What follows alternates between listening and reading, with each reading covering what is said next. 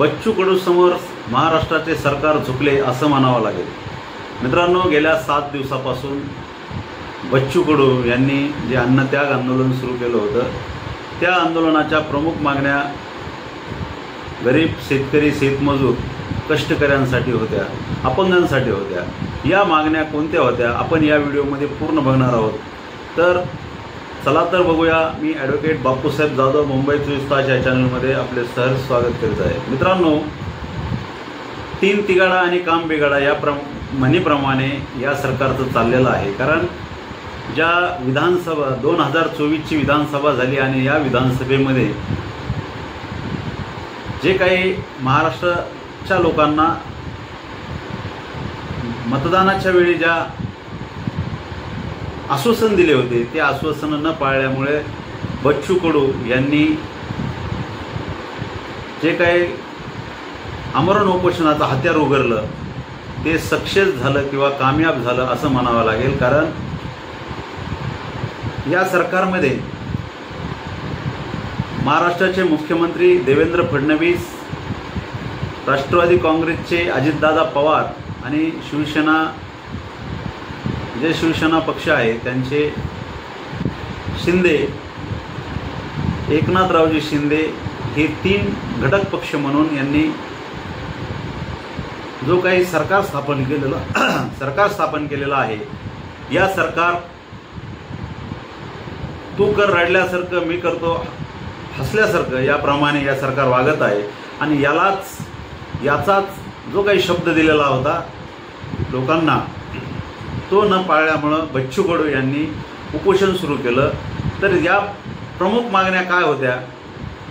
तर अपंग, दिव्यांगांना जे काही छोटंसं मानधन आहे ते मानधन वाढवून मिळावं। दुसरा विषय, शेतकऱ्याचा पूर्ण 7/12 कोरा करण्यात यावा, दिलेले आहेत त्याला भरभरून निधी देण्यात यावा, अशा प्रमुख मागण्या होत्या। परंतु या सरकारने या मागण्या पाळल्या नाहीत आणि याचाच भाग म्हणून किंवा याला चिडून बच्चू कडू यांनी गेल्या 7 दिवसापासून आमरण उपोषणाचं हत्यार उघडलं आणि आज महाराष्ट्राचं सरकार महाराष्ट्रासमोर झुकलं, शेतकऱ्यासमोर।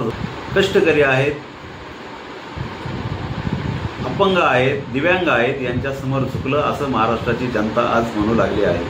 कारण मित्रांनो, गेल्या 7 दिवसापासून हे सरकारला गेंड्याची कातडी पांघरून झोपण्याचं काम या सरकारने केलं आणि थट्टा लावली होती। कारण बच्चू कडू यांना जे काही वक्तव्य करत होते ते भाजपाचे प्रदेशाध्यक्ष आणि सध्याचे कॅबिनेट मंत्री बावनकुळे यांनी बच्चू कडूविषयी खालच्या दर्जाचं उद्गार काढलं।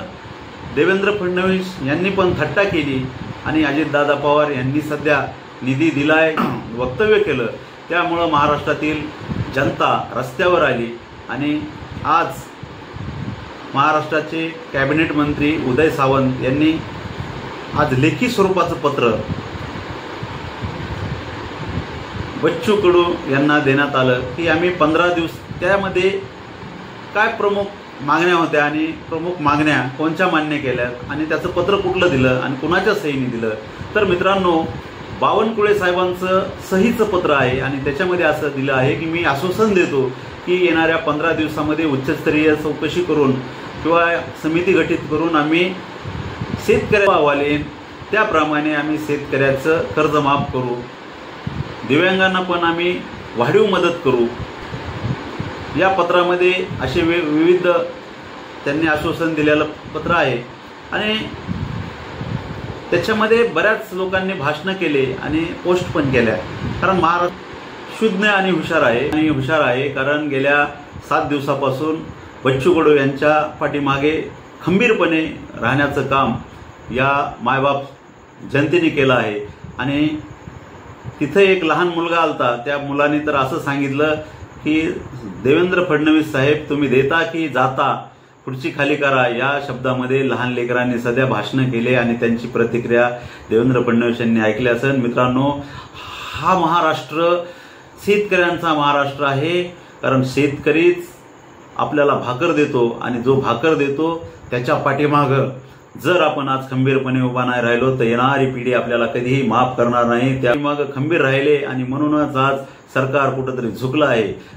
उदय सावंत यांनी आज बच्चू कडू यांच्याकडे जाऊन त्यांचं उपोषण सोडवण्याचं काम केलं आहे आणि त्या ठिकाणी त्यांनी जे काही उपोषणकर्ते होते त्यांना पण उद्देशून भाषण केलं आणि त्याच्यामध्ये असं जे काही बावनकुळेचं पत्र होतं त्या पत्रात वाचून त्यांनी दाखवलं आणि बच्चू कडू यांनी पण असं सांगितलं की येणाऱ्या 15 दिवसात जर आमच्या मागण्या मान्य नाही केल्या तर आम्ही रुमणे आंदोलन करू किंवा दिसल तिथे आम्ही चक्का जाम आंदोलन करू. मी परत उपोषणाला बसणार आहे.